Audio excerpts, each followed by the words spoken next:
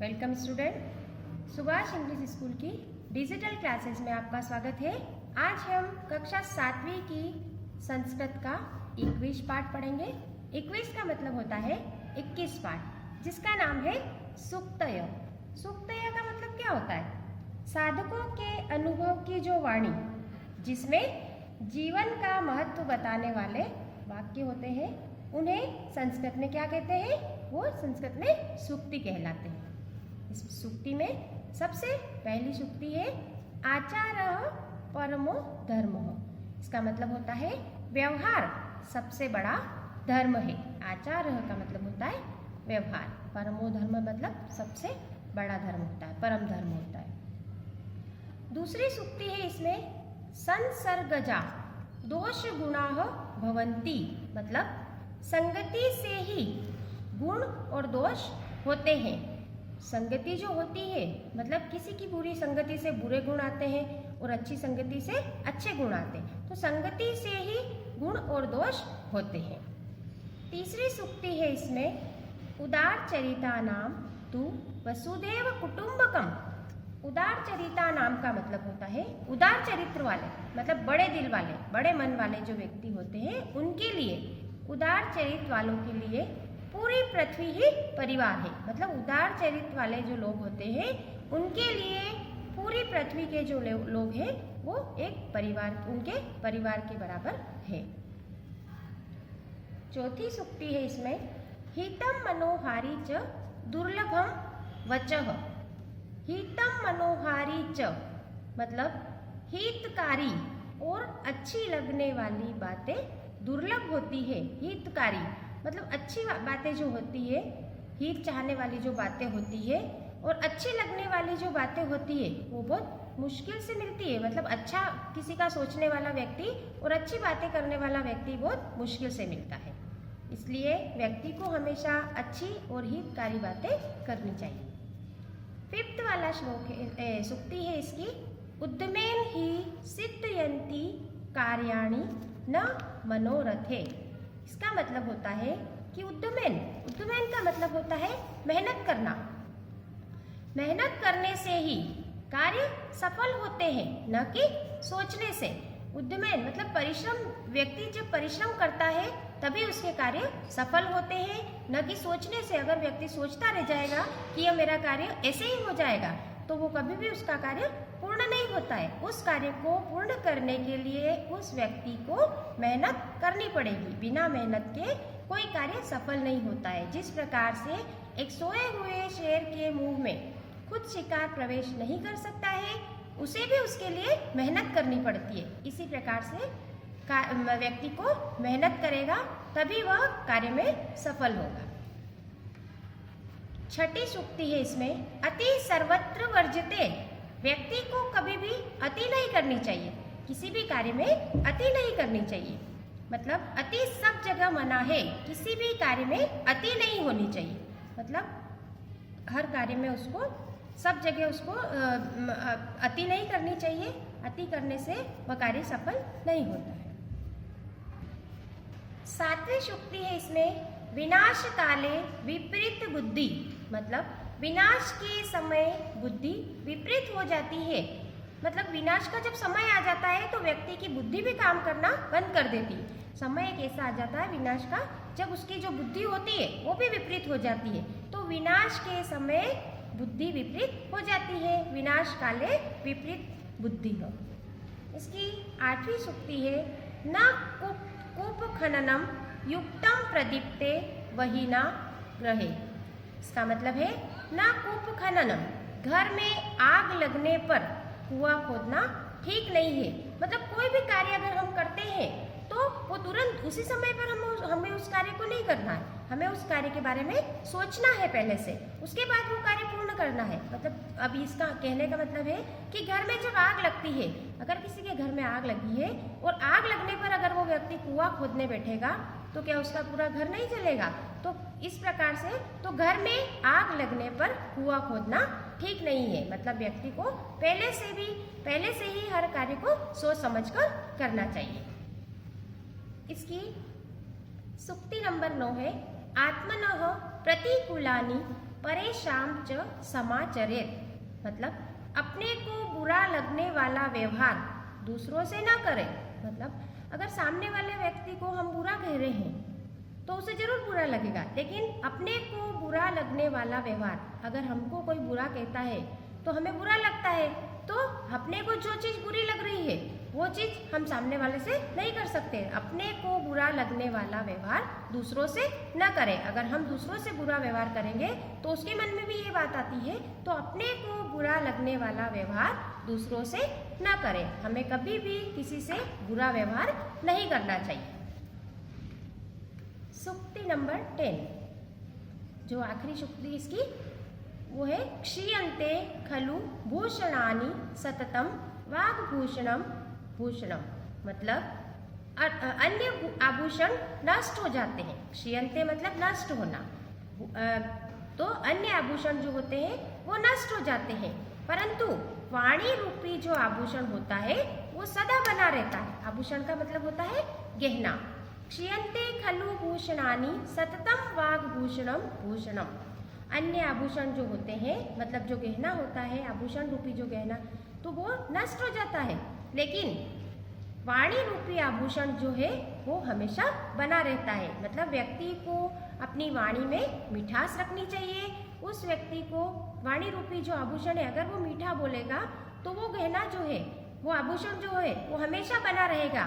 जिस प्रकार से एक गहना जो रहता है वो नष्ट हो जाता है, लेकिन वाणी रूपी जो आभूषण है वो कभी भी नष्ट नहीं होता है।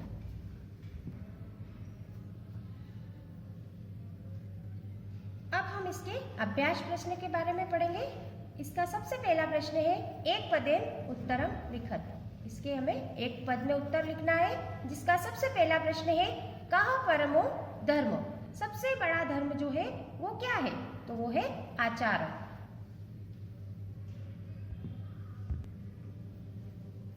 सबसे बड़ा जो धर्म है वो क्या है, आचार, आचार व्यवहार। प्रश्न नंबर दूसरा है विपरीत बुद्धि कदा भवति, हमारी बुद्धि विपरीत कब हो जाती है, तो इसका उत्तर आएगा विनाश काले, जब विनाश का समय आता है तब बुद्धि जो है वो विपरीत हो जाती है।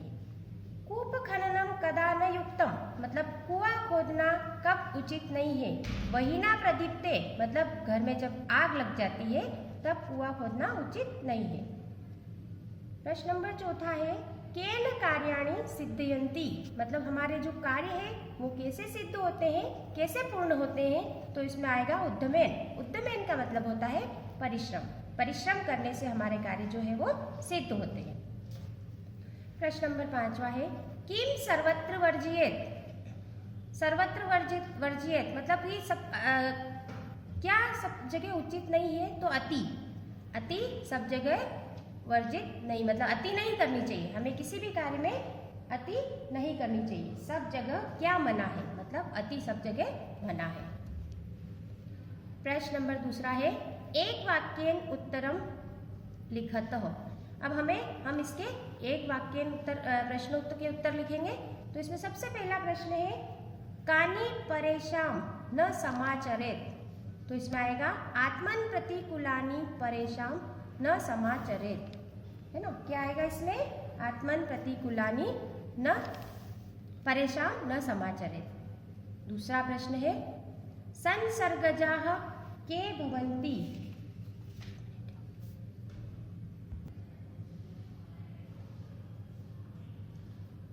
संसर्गजा के भवति, मतलब संगति से क्या होता है, तो संसर्गजा दोष गुणा भवति, किसी के साथ रहने से हमारे दोष और गुण दोनों हमें पता चलते हैं। प्रश्न नंबर तीसरा है सर्वोत्तमाभूषणम किम भवति, सबसे बड़ा जो आभूषण है वो क्या है, तो इसमें है सर्वोत्तमाभूषणम वाग्भूषणम भवति, मतलब सबसे बड़ा जो आभूषण है वो है वाणी रूपी आभूषण। वाणी रूपी आभूषण सबसे बड़ा होता है। प्रश्न नंबर तीसरा है रिक्त स्थानानि पूर्यत, रिक्त स्थानानि में सबसे पहला प्रश्न है वसुदेव कुटुंबकम, तो इसमें क्या आएगा, उदार चरिता नाम, उदार चरिता नाम वसुदेव कुटुंबकम, उदार चरित्र वाले लोग जो होते हैं वो पूरी पृथ्वी को अपना कुटुंब समझते हैं।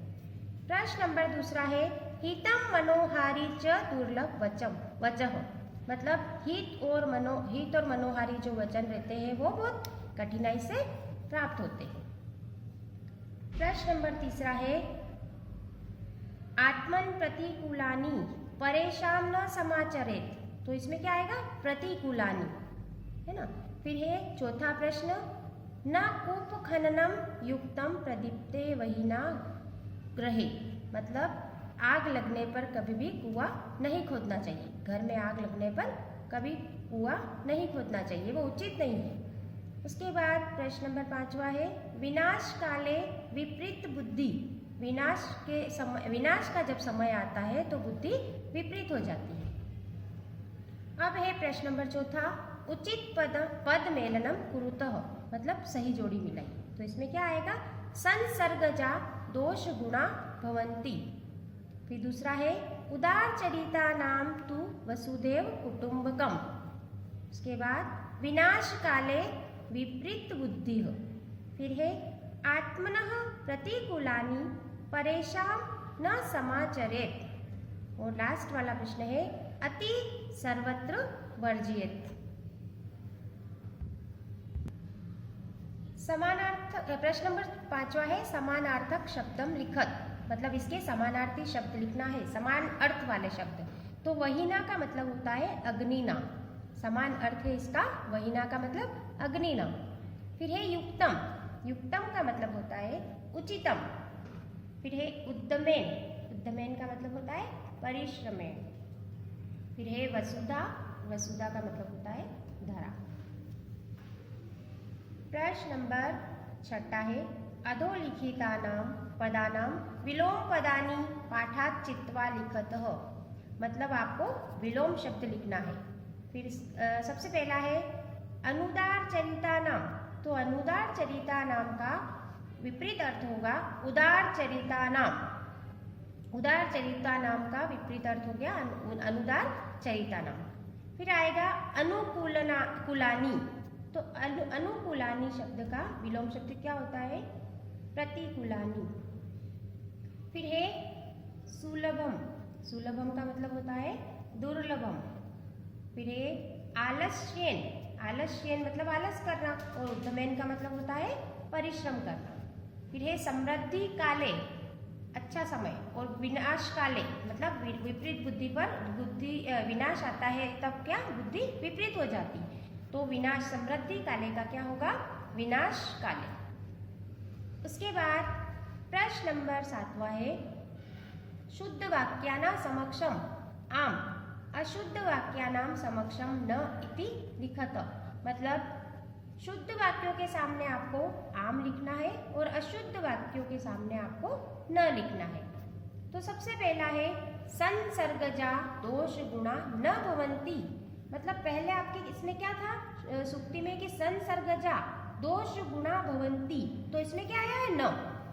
तो इसमें न शब्द आया है। मतलब संगति से ही दोष गुण नहीं होते हैं, इसमें न आया है। तो इसमें क्या आएगा? न। मतलब संगति आपस जो संगति होती है, संगति करने से दोष और गुण का पता चलता है। तो इसमें न आया है, इसलिए इसमें क्या आएगा? न। प्रश्न नंबर 2 है आत्मनः प्रतिकूलानि परेशान समाचरेत। और आपकी पहले सुक्ति में क्या था? आत्मन प्रतिकूलानि परेशान न समाचरेत था उसमें, है ना। अगर उसमें न है उसमें, अगर न होता तो इसमें क्या आता? आम। तो इसमें क्या आएगा? न। क्यों? क्योंकि आत्मन प्रतिकूलानि परेशा समाचरेत। इसका मतलब होता है कि अपनों को बुरा लगने वाला व्यवहार दूसरों से न करें, है ना। इसका हिंदी अर्थ होता है। तो इसमें क्या आएगा? न।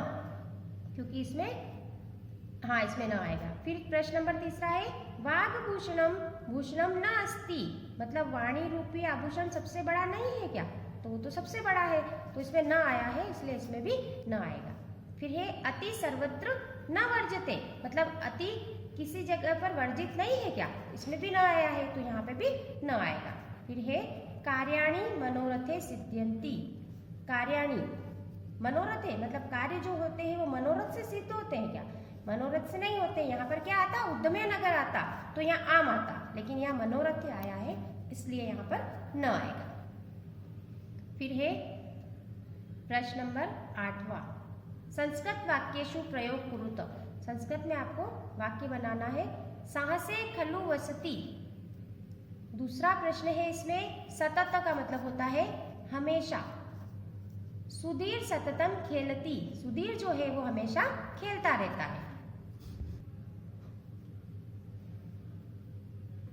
प्रश्न नंबर 3 है ग्रहे। ग्रहे का मतलब होता है घर। तो इसमें आएगा, कैसे बनेंगे ये वाक्य? मम ग्रहे मार्जारी नास्ती। मेरे घर पर बिल्ली नहीं है। मार्जारी का मतलब होता है बिल्ली। मेरे घर पर बिल्ली नहीं है। फिर तीसरा प्रश्न है बुद्धि। बुद्धि, बुद्धि का मतलब बुद्धि होता है। यस्य बलम बुद्धि यस्य बलम तस्य, मतलब जिसके पास बुद्धि है उसके पास बल भी है। ये इसका हिंदी अर्थ होता है। प्रश्न नंबर 9 है, 9 वाला प्रश्न है, रेखांकित पदम आद्यत्व प्रश्नानाम निर्माणम कुरुत। मतलब हमें प्रश्न निर्माण बनाना है। प्रश्न बनाना, इसके प्रश्न निर्माण करना है। तो इसका सबसे पहला प्रश्न है, अति सर्वत्र वर्जित। अति सब जगह वर्जित है, मतलब अति नहीं करना चाहिए हमें। तो इसमें आएगा किम सर्वत्र वर्जित। इसका प्रश्न बनेगा किम। किम से प्रश्न बनेगा, किम सर्वत्र वर्जित। तो इसका उत्तर क्या आएगा? अति सर्वत्र वर्जित। दूसरा प्रश्न है, आचार परमो धर्म। तो प्रश्न क्या बनेगा? कह परमो धर्म, सबसे बड़ा धर्म क्या है? फिर है तीसरा प्रश्न, उद्यमेन ही सिद्धयन्ति कार्याणि। उद्यमेन परिश्रम करने से ही कार्य सफल होते हैं। तो इसका प्रश्न कैसे बनेगा? केन ही सिद्धयन्ति कार्याणि। कार्य किससे सफल होते हैं? मतलब उद्यमेन परिश्रम करने से सफल होते हैं हमारे कार्य। फिर प्रश्न नंबर 4 है, लास्ट वाला, उदार चरितानाम तु वसुदेव कुटुंबकम। मतलब उदार चरित्र वाले, बड़े दिल वाले जो लोग रहते हैं, बड़े मन वाले जो लोग रहते हैं, वो पूरी पृथ्वी को अपना कुटुंब समझते हैं। तो इसका प्रश्न क्या बनेगा? केशाम तु वसुदेव कुटुंबकम। केशा मतलब कौन से लोग जो होते हैं वो पूरी पृथ्वी को अपना कुटुंब समझते हैं। तो इसका उत्तर क्या आएगा? उदार चरितानाम तु वसुदेव कुटुंबकम। तो ये हमारा पाठ पूर्ण हो चुका है। आपको इसके प्रश्नोत्तर अपनी कॉपी में करना है।